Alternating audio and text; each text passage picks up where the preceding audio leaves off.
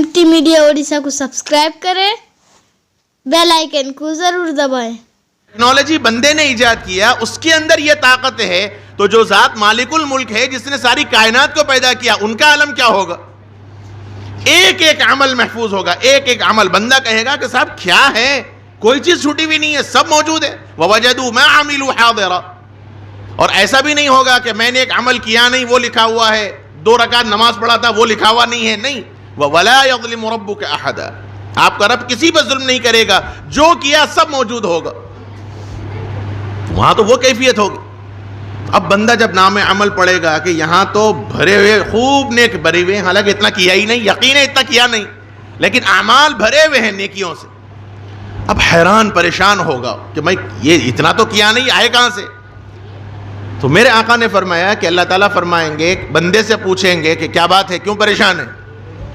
तो बंदा अर्ज करेगा, मौला इतने नेक अमाल हैं, मैंने तो किए नहीं और ये दफ्तर भरा पड़ा है। अल्लाह ताला फरमाएंगे, दुनिया में दुआ मांगा था फलां? बंदा अर्ज करेगा, हाँ मांगा था। अल्लाह ताला फरमाएंगे, मिला? कहा नहीं मिला।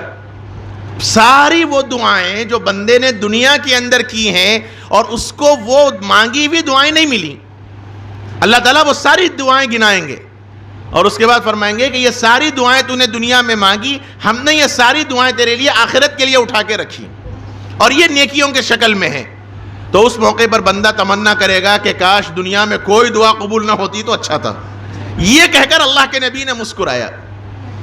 और फिर ये हदीस मुसलसल बिद्दहक के नाम से पड़ गई। हर मुहद्दिस हदीस को बयान करता है, मुस्कुराता है, जैसे इस वक्त आप लोग भी मुस्कुरा रहे। तो मेरे भाइयों, अल्लाह ताला की मिजाज और सुन्नत ये है, मौला अपने बंदों से उतना ही आजमाते हैं, अल्लाह मौला उतना ही हुक्म देते हैं जितना बंदा करता है, जितना ताकत रखता है। और अल्लाह ने हुक्म दिया, वअइद्दू लहुम मस्ततअतुम मिन कुव्वा। अपनी ताकत के बकदर कोशिश करो, अपनी ताकत के बकदर करो। क्या कर सकते हो? जब जिस चीज की जरूरत पड़े, जब जिस चीज की जरूरत पड़े, अपनी ताकत के बकदर उसमें शरीक हो जाओ। यही दीन की मदद है। इन तंसुरुल्लाह यंसुरकुम व युसब्बित अक़दामकुम। अगर अल्लाह के दीन की तुम मदद करोगे, अल्लाह तुम्हारी मदद करेगा। और दीन की मदद क्या है? अल्लाह को क्या जरूरत है? मौला मालिकुल मुल्क है, वो कादिर मुतलक है, उनको किसी की जरूरत नहीं, लेकिन उन्होंने बंदों को हुक्म दिया कि तुम अल्लाह के दीन की मदद करो। और अल्लाह के दीन के तकाजे जब भी आएंगे, हमें मैदान में कूद पड़ना है। मेरे भाइयों, बस अपनी बात ख़त्म कर रहा हूँ। 2 बातें इस वक्त बस इख्तितामी तौर पर अर्ज़ करना है। ये जो मकातिब हैं, मकतब, मैंने कल रात में भी ये बात अर्ज़ की कि मकतब कुरान पढ़ाने का नहीं है, मकतब कुरान पढ़ाने की जगह नहीं है, मकतब अक़ीदा और ईमान महफूज करने की जगह है। ये बहुत बड़ी गलत फहमी हमारे लोगों के अंदर आ गई कि मकतब का मतलब कुरान पढ़ाना, मकतब का मतलब नाज़रा पढ़ा देना। नहीं, मकतब का मतलब ये है ही नहीं। हमारे अकाबिर ने जो मकातिब कायम किए हैं और कर रहे हैं और कोशिशें चल रही हैं, उसकी बुनियादी वजह यही है कि हमारी नस्लों का ईमान महफूज रहे, अकीदा महफूज रहे, वो इर्तिदाद से महफूज रहे। ये मकसद है मकातिब का। क्या आपकी गैरत ये गवारा करेगी कि आपकी नस्लें, आपके बच्चे, आपके नस्लें, जनरेशन, अल्लाह ना करे वो काफिर हो जाए, अल्लाह ना करे वो मुर्तद हो जाए? और ये हो रहा है, ये हो रहा है। हम मुतमईन हैं, मैं मुसलमान, मेरे बच्चे मुसलमान, लेकिन फिक्री एतबार से मेरे बच्चे मुर्तद हो रहे हैं।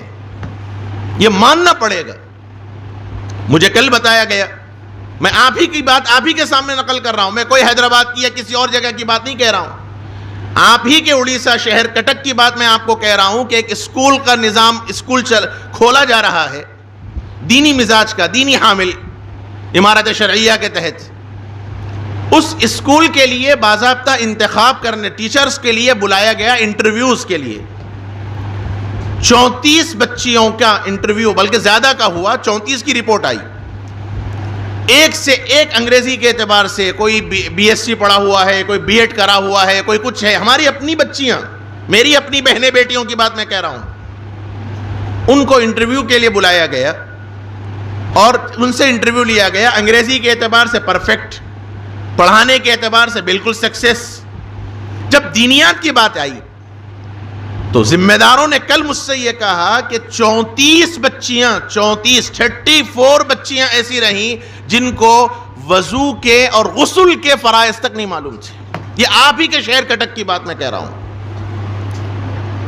انگریزی کے اعتبار سے اتنا پڑھی ہوئی بچیاں ہماری ہیں لیکن ان کو غسل کے فرائض نہیں معلوم ہیں. تو ہم کیا کر رہے ہیں؟ ہم کیا اللہ کے پاس ہم منہ لے کر جائیں گے اور کیا نبی کا سامنا کریں گے؟ علماء کام کر رہے ہیں جو کر رہے ہیں، لیکن اصل ہے بیس، بنیاد. جیسے ابھی حضرت نے فرمایا کہ بنیاد صحیح ہوگی، اور جو واقعی حضرت نے سنایا، اگر ہمارے نسلوں کا ہر ایک بچہ اس طریقے پر ہو جائے تو پھر سوچئے کیا عالم ہوگا. میں بھی صاف کہہ رہا ہوں کہ اس وقت دور ٹیوشن کا نہیں ہے. میں اپنے علماء ساتھیوں سے بھی کہہ رہا ہوں اور اپنے شاگردوں سے بھی کہتا ہوں کہ ٹیوشن چھوڑ دو. ٹیوشن کی ضرورت نہیں ہے، سپریٹ ٹیوشن. اس وقت مکتب کی ضرورت. میں نے کل رات کے بیان میں بھی تجزیہ کر کے بتلایا، آپ کے سامنے بھی کرتا ہوں تجزیہ. ہمارے بچے جو اسکول جا رہے ہیں، صبح 8 بجے سے 4:30 5 بجے تک اسکول میں مصروف ہیں. اسکول سے آنے کے بعد پھر اتنے تھکے ہوئے ہیں کہ اب ان کو مزید بوجھ نہیں ڈال سکتے. مغرب کی نماز کے بعد اسکول کے پھر ان کو ٹیوشن ہوم ورک کرنے ہیں، رات 10 بجے تک اسی میں مصروف ہیں. مکتب پہ بھیجا جاتا ہے یا گھر پہ ٹیوشن رکھ لیا بھی جاتا تو وہ وقت جب بچہ تھک ہار کر آیا. یہ جو مائنڈ ہے، یہ ذہن ہے، یہ ایک مشین ہے. مشین کو اتنا ہی استعمال کریں گے تو مشین کام ہوگی جتنی کی مشین طاقت رکھتی ہے. اوور ویٹ ڈالیں گے، حد سے زیادہ طاقت سے زیادہ کام لیں گے، مشین بینڈ ہو جائے گی. بچہ تو بچہ ہی ہے. رات 10 بجے تک ہمارے بچے ہوم ورک میں رہیں گے تو آپ بتلائیے یہ بچے ہمارے دین اور شریعت اور اسلامی علوم کب پڑھیں گے؟ وقت ہی نہیں ہے. اور پھر مزاج یہ ہے، انسانی طبیعت یہ ہے کہ ایک کو دیکھ کر دوسرا، دوسرے کو دیکھ کر تیسرا. بچوں میں ایک طرح کا جذبہ ہوتا ہے. وہ جذبہ جب تک قائم نہیں ہوگا بچوں میں امپرومنٹ نہیں آئے گا. آپ اسکول کیوں ڈال رہے؟ جیسے آپ نے اسکول کا انتخاب کیا، ایسے ہی آپ گھر میں بھی کسی ٹیوشن ماسٹر کو رکھ کے پڑھا سکتے ہیں اپنے بچے کو. آپ نے اسکول میں کیوں ڈالا بچے کو؟ کیوں ڈالا آپ نے بچوں کو؟ قرآن کے واسطے آپ نے ایک مول صاحب کا انتظام کر دیا گھر میں، پھر آپ نے انگریزی تعلیم کے واسطے ایک ماسٹر کا انتظام کیوں نہیں کیا؟ آپ جانتے ہیں کہ ماسٹر اس بچے کا حق ادا نہیں کر سکتا، تو پھر دین کے معاملے میں اتنی بے غیرتی ہمارے اندر کیوں آ گئی؟ دین کے معاملے میں اتنے بے غیرت ہم کیوں بن گئے؟ مجھے بڑا افسوس ہوا کل سے اب تک سنتے ہوئے کہ آپ کے شہر کٹک کے اندر اور آپ یہاں کے اندر فیس دینے کے واسطے لوگ تیار نہیں ہیں. بڑی افسوس کی بات ہے. اتنے بے غیرت ہو گئے ہم لوگ کہ ہماری شرم اتنی مر گئی. کیا مطلب ہے 100 روپے 150 روپے کے واسطے آپ پیچھے ہٹ رہے ہیں؟ یا تو ہونا یہ چاہیے تھا کہ صاحب دین کا تقاضا. اچھا اسکولوں کے اندر سنا کہ سب فیس دے رہے تیار ہیں ماشاءاللہ، اور بڑی بڑی فیسیں دے رہے ہیں. کیا قرآن کی تعلیم، کیا نبی کا لایا ہوا دین، کیا اسلامی دین اتنا بے غیرت ہو گیا؟ نعوذ باللہ، ہم اتنے بے غیرت ہو گئے. ہم نے دنیا کو سب کچھ سمجھ رکھا ہے اور مدارس کو اور مکاتب کو ہم نے کوئی اہمیت نہیں دی. میں کل سے یہ بات کہہ رہا ہوں، ہمارے جو میرے ساتھ حفاظ علماء ہیں، میں کہہ رہا ہوں کہ یہاں کے لوگوں کا مزاج آپ لوگوں نے خراب کیا ہے. میری نگاہ میں آپ لوگوں نے خراب کیا ہے. لوگ نے یہ سمجھ رکھا ہے کہ دینی تعلیم فری میں آنے والی ہے، دینی تعلیم فری میں آئے گی. یہ تو علماء کی قربانیاں تھی، علماء کا یہ احسان مانیے کہ انہوں نے اپنی فکر نہیں کر کے آپ کے بچوں کو اسلامی تعلیم مفت میں دے دی، ورنہ اس کا تو کوئی بدل ہو ہی نہیں سکتا. لیکن اس کی ایسی ناقدری کی جا رہی ہے اس وقت، ایسی ناقدری کی جا رہی ہے کہ علماء اگر کہتے ہیں کہ صاحب فیس ادا کریے تو صاحب سنا کے لوگ بھاگ جا رہے. میں نے کل رات ایک واقعہ سنایا ایک جگہ کا. ایسا چونکہ میں مکتب کے نظام سے لگا ہوا ہوں، ایسا نہیں ہے کہ حیدرآباد کے سارے مکاتب ہائی فائی ہیں اور پوش ایریے میں ہیں. ایسے ایریوں میں مکاتب قائم ہیں جہاں کے لوگ سوائے محنت کرنے کے کچھ نہیں کر سکتے. وہ دن میں محنت کریں گے تو رات میں چولہا جلے گا ان کے گھر کے اندر، اور اگر کسی دن ان کو محنت نہیں ملی اس گھر میں فاقے ہوتے ہیں. یہ ہماری اپنی آنکھوں سے دیکھی ہوئی باتیں ہیں. اور دن بھر محنت کر کے، پتھر پھوڑ کے، مستری کا اور استرکاری کا کام کر کے رات میں پورے شراب پی کے سو پڑتے ہیں. ایسی جگہوں پہ مکتب قائم کیا گیا. اور جو مکاتب ہمارے پاس چلتے ہیں وہ باضابطہ فری کے مکتب نہیں ہیں، ہمارے پاس اسٹینڈرڈ مکاتب ہے. اور میری درخواست ہے سارے علماء سے، سارے مکاتب چلانے والے حضرات سے کہ اس وقت اسٹینڈرڈ مینٹین کیجیے.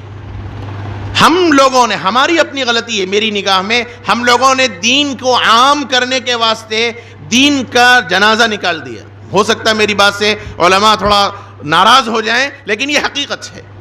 عوام کا جو ذہن اس وقت بنا ہوا ہے، جب ہماری یہ عوام اسکولوں میں 2,000 کی ماہانہ فیس دینے تیار ہے تو قرآن کی تعلیم کے واسطے کیوں نہیں دے پاتی، کیوں نہیں دینا چاہتی؟ اسکول والے اگر وقت فیس نہیں دیں گے تو آپ کے بچے کو باہر کر دیں گے، انسلٹ ہوگی، بے عزتی ہوگی. اور ہم نہیں چاہتے کہ ہمارا بچہ بے عزت ہو جائے، دھوپ میں ٹھہر جائے، اس لیے ہمارا دل بڑا کر کے ہم اپنے اس بچے کو چاہے فیس ادا نہ کرے ہم پڑھانے تیار ہیں. اس کا نتیجہ ہے یہ پیرنٹس لوگ بے غیرت بن گئے ہیں.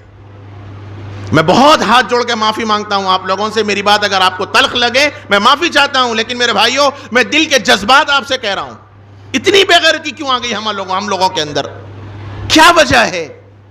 اسکول کی فیس دینے آپ تیار ہیں اور ایک مکتب کے 100, 150, 200 روپے کی فیس دینے تیار نہیں.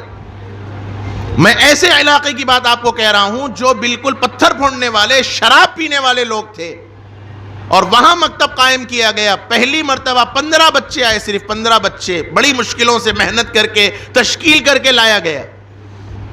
شوال میں مکتب شروع ہوا، شعبان میں جب سالانہ جلسہ ہوا، میں آپ کو بتا رہا ہوں کہ پوری مسجد 2 فلور کی مسجد ہے، اور ایک مسجد کی جو ایک صف ہے اندازے کے مطابق ایک صف میں 70 سے 75 آدمی آتے ہیں. اتنی بڑی مسجد ہے. پوری مسجد نیچے مردوں سے اور اوپر عورتوں سے بھری ہوئی تھی، صرف 1 سال کی محنت میں. پتھر پھوڑنے والے لوگ، میستری اور بیلدار اور مزدوری کا کام کرنے والے لوگ، چونا پانی کر کے کمانے والے لوگ، وہ ماہانہ 200 روپے فیس دے سکتے ہیں، تو کیا کٹک والے ان سے بھی زیادہ بے غیرت ہو گئے؟ ان سے بھی زیادہ عاجز ہو گئے؟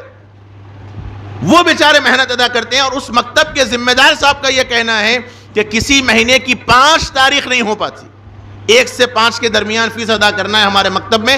5 تاریخ کبھی نہیں ہوتی کہ یہ پتا چلے کہ صاحب فلاں فلاں کی فیس باقی ہے. 5 کے اندر پورے 450 بچوں کی فیس ایک ساتھ ادا ہو جاتی ہے. وہ اپنے گھر فاقے کرتے ہیں لیکن مکتب کی فیس کو میں فاقہ نہیں کرتے. ان کے پاس بھی تو غیرت ہے، وہ بھی تو انسان ہیں، وہ بھی تو محنت کر رہے ہیں.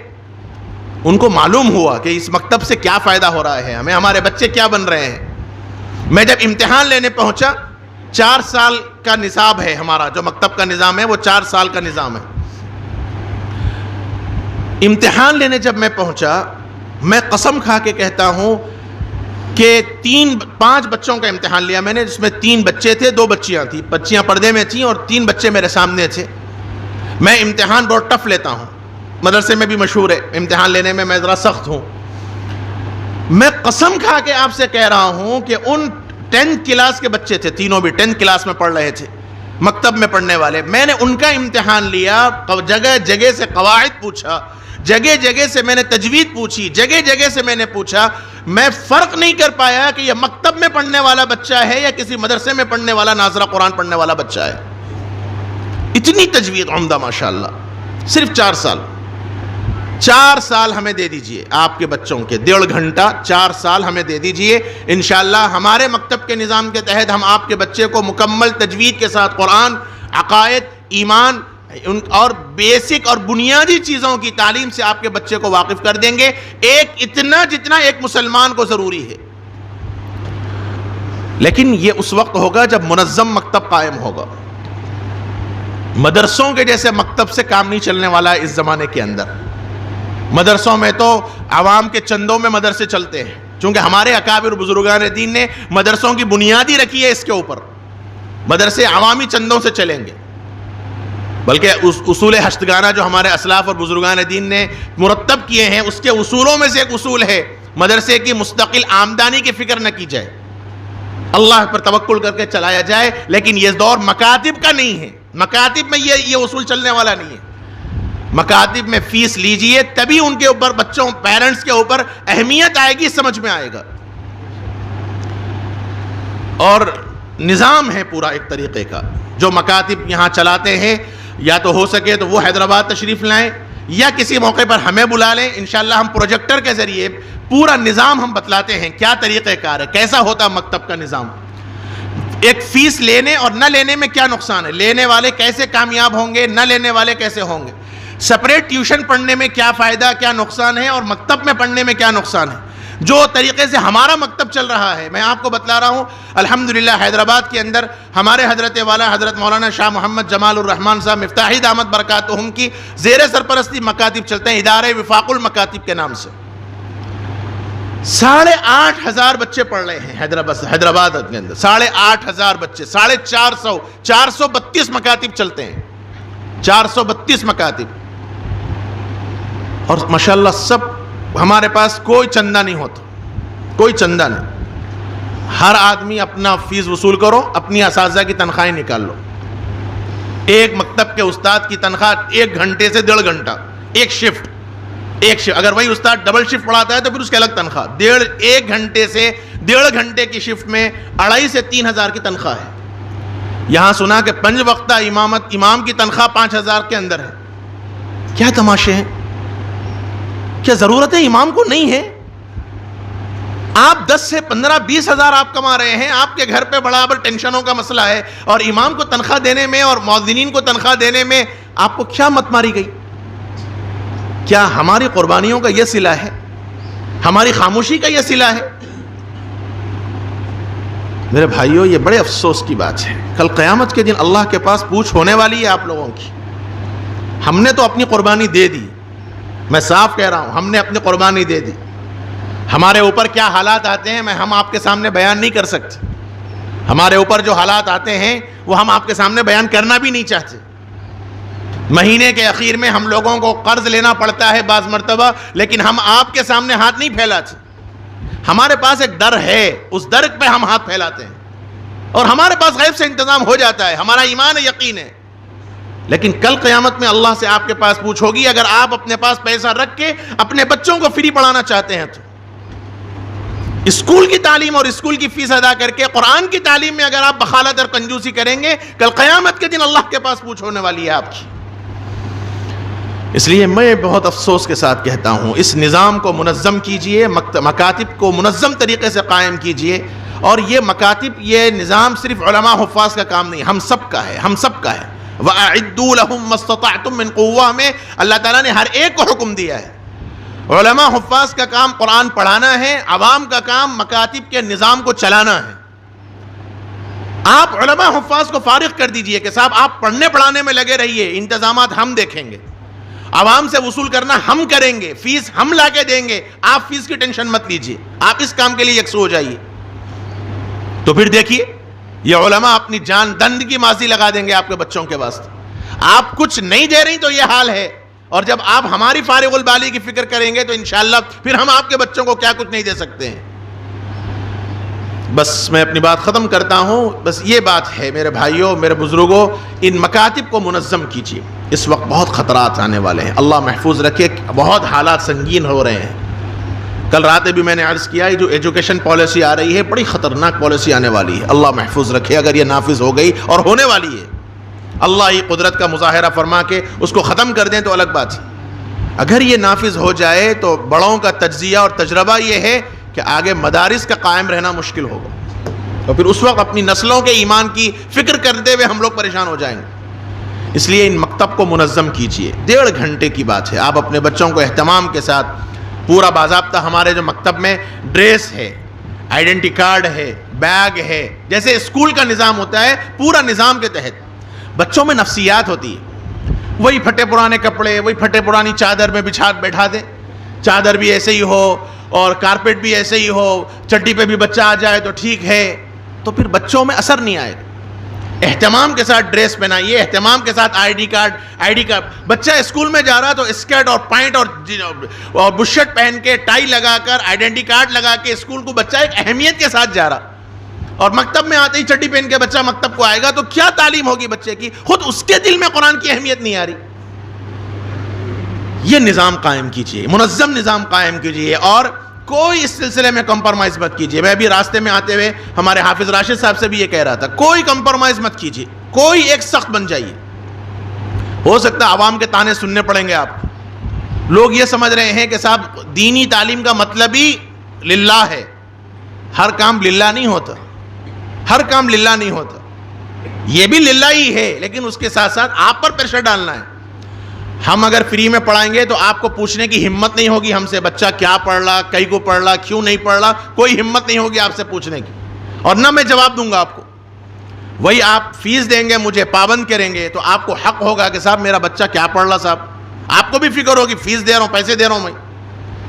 تو یہ جو فیس لی جا رہی ہے آپ کو پابند کرنے کے واسطے, ہماری ضرورتوں کی تکمیل کے واسطے نہیں. ہمیں ضرورت نہیں ہے, ہمارا خرچے اللہ پورے کرنے والے ہیں انشاءاللہ. بس یہ 2-3 باتیں تھوڑی لمبی ہو گئیں, لیکن حالات اور کے تقاضے کے اعتبار سے میرے بھائیوں بزرگوں بہت ضرورت ہے. اگر ان چیزوں پر عمل ہوتا ہے تو میرا حیدرآباد سے آنا کامیاب ہے. چونکہ اس وقت میں بہت مصروف جا رہا ہوں, چونکہ آخری وقت علماء جانتے ہیں رجب کا شعبان کا مہینہ ہم لوگوں کا درسیات کا ہوتا ہے, نصاب پورا کرنا ہوتا ہے, سلیبس. ایک دن بھی باہر نکلنا مشکل ہے, لیکن مکاتب کے نظام کے تحت چل رہے ہیں, کام ہو رہا ہے. اور جب مجھے کہا گیا تو میں نے یہی شرط رکھی کہ کم سے کم مکاتب کے تحت 3 جگہ پروگرام کرو اور 3 مکاتب قائم کرنے کا وعدہ کرو تو آؤں گا. 3 حضرات نے مجھ سے وعدہ کیا, اور آپ سے بھی کہتا ہوں منظم مکتب قائم کیجئے تو انشاءاللہ سکسیس ہوں گے, کامیاب ہوں گے. اب وہ دور نہیں رہا, عوام کا ذہن بدلا ہے, اور جیسے عوام کا ذہن بدلا ہمیں بھی بدلنا چاہیے. کیونکہ حضرت امام محمد رحمۃ اللہ علیہ کا قول ہے من لم يعرف اہل زمانی فهو جاہل. عالم ہو کے اگر عوام کے حالات کو نہیں سمجھ رہا تو انہیں عالم نہیں ہے, وہ جاہل ہے. پہلے کا دور تھا, پہلے کا دور تھا, کچھ بھی تھا. اب یہ دور نہیں. اب لوگوں کو سمجھانے کے واسطے ان کی نہج پہ اتر کے ہمیں پڑھانا پڑے گا تو ہم کامیاب ہوں گے. بس اللہ کرے جذبے کے ساتھ آپ حضرات بھی اٹھیں, اور اس خاص طور پر یہ مکتب, اور اس کے ساتھ ساتھ اللہ کرے ہر گلی ہر علاقے کے اندر اللہ کرے یہ مکاتب کا نظام اپنے کرم سے اللہ پاک قائم فرما دے. وصلی اللہ وسلم وبارک علی نبینا محمد وعلی آلہ وصحبہ اجمعین. تھوڑا وقت زیادہ ہو گیا, معافی چاہتا ہوں. آپ حضرات چونکہ صبح سے بیٹھے ہوئے ہیں, لیکن جذبات میں باتیں نکل گئیں, معافی چاہتا ہوں.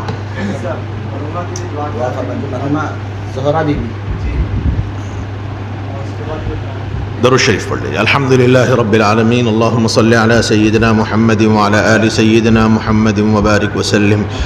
اللہم انت السلام ومنک السلام, تبارکت ربنا وتعالیت یا ذا الجلال والاکرام. اللہم انک عفو کریم تحب العفو فاعف عنا یا کریم. اللهم اجعل اجتماعنا هذا اجتماعا مرحوما واجعل تفرقنا بعده تفرقا معصوما ولا تجعل فينا ولا معنا شقيا ولا محروما یا ذا الجلال والاکرام. اے اللہ اپنے کرم سے ہمارے گناہوں کو معاف فرما, لغزشوں کو معاف فرما, قصوروں کو درگزر فرما. اے اللہ ہم آپ کے بندے ہیں, ظاہر میں بندے ہیں, حقیقت میں بڑے گندے ہیں. اللہ ہمارے دن رات گناہوں میں ڈوبے ہوئے ہیں. مالک اپنے کرم سے ہمارے گناہوں کو معاف فرما دے. اے اللہ ہم سے قرآن کی اور آپ کے دین اسلام کی بڑی ناقدری ہو رہی ہے. اے اللہ اس جرم عظیم کو آپ معاف فرما دیجئے. اے اللہ ہم اپنی نسلوں کے دین دنیا بچانے کی اور دنیا بنانے کی فکریں تو کر رہے ہیں, لیکن ان کے ایمان اور ان کے عقائد کو محفوظ کرنے پہ ہم پیچھے ہیں. اے اللہ ہمیں معاف فرما دیجئے. ہم آج عزم کرتے ہیں, آج ہم پختہ ارادہ کرتے ہیں, آج ہم طے کرتے ہیں انشاءاللہ مولا ہم اپنے بچوں کے ایمان اور عقائد کے محفوظ کرنے کے واسطے ہم سے جو ہو سکا ہم کرنے تیار ہیں. اے اللہ ہمیں اس پہ استقامت بھی نصیب فرما, ہمیں توفیق بھی نصیب فرما. اے اللہ جو حالات ہمارے اوپر آ رہے ہیں مالک ہمیں اعتراف ہے کہ ہماری اپنی نحوست ہے, ہمارے اپنے اعمال اور کرتوتوں کا نتیجہ ہے. اے اللہ آپ اس کو معاف فرما دیجئے, اس کو معاف فرما دیجئے. اے اللہ ہمارے جرم کی وجہ سے, ہماری کوتاہیوں کی وجہ سے مولا یہ سزا ساری امت اسلام کو آپ مت دیجئے. اے اللہ ہمیں معاف کر دے, ہم آپ کے نبی کے امتی ہیں. اللہ اپنے نبی کے واسطے سے, اپنے نبی کی محبت کے واسطے ہمارے اوپر رحم فرما, کرم فرما, عافیت فرما. اے اللہ ہمیں جو بیمار ہیں ان سب کو شفائے کاملہ عاجلہ دائمہ مستمرہ نصیب فرما. جو مرحوم ہیں, جو دنیا سے چلے گئے, اے اللہ ان سب کی مغفرت فرما. خصوصیت کے ساتھ ہماری یہ مرحومہ جن کا ابھی نام لیا گیا, اے اللہ ان کے رفع درجات فرما, ان کی مغفرت فرما, ان کے درجات کو بلند فرما, جنت الفردوس میں اعلیٰ مقام نصیب فرما. ساری دنیا کے ہر مسلمان کی ہر قبر کو اے اللہ اپنے کرم سے نور سے آپ مرامال فرما. اے اللہ اپنے کرم سے جو خیر کی دعائیں رسول اللہ صلی اللہ علیہ وسلم نے مانگی ہیں اس میں ہمارا حصہ نصیب فرما. جن شرور سے آقا نے نے پناہ مانگی ہے ان شرور سے ہماری اور ساری امت اسلام کی حفاظت فرما، ہمارے دعاؤں کو اپنے فضل و کرم سے قبول فرما۔ ربنا تقبل منا انك انت السميع العليم وتب علينا انك انت التواب الرحيم واغفر لنا ولوالدينا ولمشائخنا ولعلمائنا ولأساتذتنا ولجميع المسلمين الأحياء منهم والميتين، وصلى الله وسلم وبارك على نبينا محمد وعلى آله وصحبه أجمعين والحمد لله رب العالمين۔ اگر ویڈیو اچھی لگی تو لائک کریں اور تمام دوستوں کو شیئر کریں۔ شکریہ۔